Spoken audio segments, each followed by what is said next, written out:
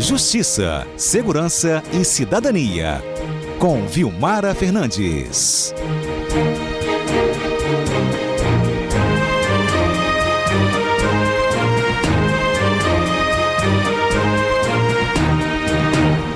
Olha, a expectativa, né, de que já tenha começado, a Vilmara já vai nos confirmar isso, do julgamento do médico Celso Luiz Ramos Sampaio. Ele é acusado do assassinato da Miss Pomerana Rayane Berger. Ei, Vilmara, bom dia para você. Bom dia, Fernanda. Bom dia aí aos nossos ouvintes.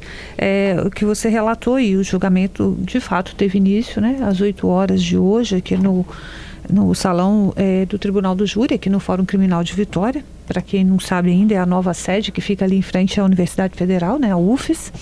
E ele começou às 8 horas, né, e aí os jurados tiveram aí em torno de 1 hora aí para ler todas as peças, né, que fazem parte aí do processo, que contém toda a documentação, né, e é uma etapa logo no início. E aí esse julgamento tem uma curiosidade, que não vão ter nenhuma testemunha. Não vai ser ouvida testemunha de ninguém, nem do Ministério Público e nem da defesa. Então era só o depoimento do réu. Não foram pedidas testemunhas e a única testemunha da defesa, a defesa abriu mão das testemunhas ao longo das últimas semanas. A única que ia ser ouvida, ontem, durante a tarde de ontem, a defesa do médico abriu mão também do depoimento, então não tem testemunhas a serem ouvidos, os depoimentos delas. Era apenas o interrogatório do médico, que foi por videoconferência. A defesa fez o pedido de que ele pudesse falar, alegando problemas de saúde. Então foi um depoimento por videoconferência, durou em torno aí de 1 hora. E as informações que a gente teve até agora é de que ele se recusou a responder as perguntas do Ministério Público e do assistente de acusação, né? Só quis responder as perguntas da própria advogada e dos jurados, né? É o que eles chamam de exercer o direito ao silêncio parcial, entendeu? No sentido de que ele não responde aí as perguntas dos promotores, né? Do assistente de acusação e também do juiz, né? Então só respondeu da advogada de defesa dele e se alguma pergunta fosse feita pelos jurados aí. Esse júri não deve demorar muito, deve acabar aí agora no início da tarde, até mais ou menos a meia, é a estimativa, né? Mas porque logo depois dessas etapas aí, durou cerca de 1 hora aí o depoimento do médico, e logo depois começou a fala aí do Ministério Público, né? E parte do tempo também é destinado ao assistente de acusação. Assistente de acusação é o advogado que a família, né, da vítima contrata, né, para representá-los aí no processo, porque quem faz de fato a acusação é o Ministério Público e a família pode contratar um apoio ali. E agora... É comum, né? Não é necessário, mas algumas famílias decidem ter o seu representante, né, junto, fazendo o trabalho aí paralelo, porque o autor, quem faz a denúncia, né, e faz as acusações é o Ministério Público, né, que é chamado o autor aí da ação penal. Então ele que faz a denúncia contra a pessoa normalmente, e aí você contrata os advogados, né, os acusados é que compram, as pessoas que são acusadas é que contratam aí os advogados. Mas há muitos casos, e a gente tem visto isso com muita frequência nos últimos anos, que a família da vítima também tem contratado advogados para representá-los aí, né, junto ao processo, né, e de alguma forma assessorar o Ministério Público também. Então, logo depois do Ministério Público será a vez aí da advogada aí do médico fazer a apresentação dela, e na sequência, se tudo der certo e não tiver nenhum problema, os jurados devem se reunir aí com o magistrado e com os outros para decidir e avaliar, né? Porque essa decisão são alguns quesitos, né, que o juiz apresenta, e aí os jurados vão respondendo a esses quesitos para chegar à conclusão aí de condenação. Como que é a história desse caso?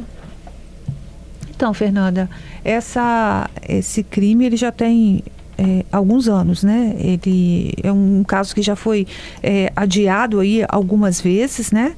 A mais recente, inclusive, né? Sim, ele estava para ser julgado aí em março, e ele foi adiado com uma liminar aí do Tribunal de Justiça, né? O crime é de 2015, né? Essa jovem que era pedagoga e também Miss Pomerana, o corpo dela foi encontrado em um carro submerso, né?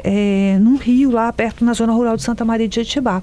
Inicialmente pensava-se que era um acidente e depois se comprovou que, na verdade, se tratava de um homicídio, né? E a indicativa, segundo o Ministério Público, é que foi utilizado um medicamento de uso controlado que dopou, né, a vítima, né?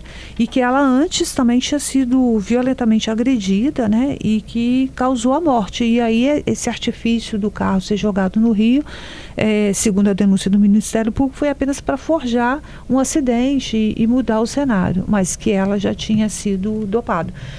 Foi dopada e por isso ela não tinha condições de dirigir e foi espancada antes de ser colocada no carro, né?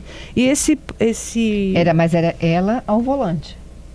Ela estava no Ao volante. mas o carro foi jogado em tese. Ela foi dopada, foi espancada violentamente, colocada ao volante do carro e o carro jogado no rio. Mas, meu Deus. Entendeu? E aí o carro estava submerso. Quando eles encontraram, aparentemente era uma, mas depois com as análises, né? A perícia comprovou esses outros cenários.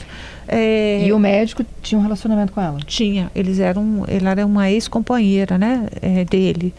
Ele também tem outras condenações por homicídio também, em outro estado. E esse crime aconteceu em 2015, ele estava sendo julgado em Santa Maria de Jetibá, mas foi alegado que lá, pela comoção, por ela ser da região, não seria o adequado fazer o julgamento lá, que poderia comprometer. Então houve o que eles chamam a justiça chama de desaforamento, que é a transferência desse julgamento para uma outra comarca. No caso, veio para Vitória. Para a capital. Né? Exatamente. Lá se tentou fazer esse julgamento algumas vezes, foi adiado, veio para cá. Aqui alegou-se que quando ia ser julgado agora, há um pouco mais de um mês, a defesa alegou que estava faltando imagens e aí foi concedida uma liminar e foi adiado novamente. Essas imagens foram obtidas e também, a gente relatou na nossa coluna, ao longo dessas últimas semanas foi travada uma verdadeira batalha entre os advogados em relação a esse caso. Novas provas. Exatamente. Todos eles queriam incluir. O juiz a cada semana estava dando uma decisão sobre a situação das provas, o que podia ser aceito ou não, porque existe um prazo legal para você incluir alguns tipos de provas. Eles queriam que fosse detalhado e também uma disputa. A acusação apresentava prova, a defesa dizia que não concordava, a defesa apresentava outra, a acusação não concordava. Também queriam acesso a alguns tipos de prova, alegando que eles não tinham visto. Então houve assim uma batalha mesmo, sabe, entre os advogados e com várias decisões do juiz tentando mediar essa situação, o que podia, o que não podia ficar, o que estava proibido, né, de acordo com o Código Penal. Então assim, foi um julgamento que aconteceu antes do julgamento propriamente dito, que está em curso hoje. Antes já estava acontecendo um julgamento com essa apresentação de provas. Então assim, saber o que vai acontecer ali é uma incógnita, mas mais tarde a gente vai saber, os nossos ouvintes com certeza, porque a gente vai informar aqui. Obrigada, Vilmara, pela sua participação. Hein? Bom dia, até quarta.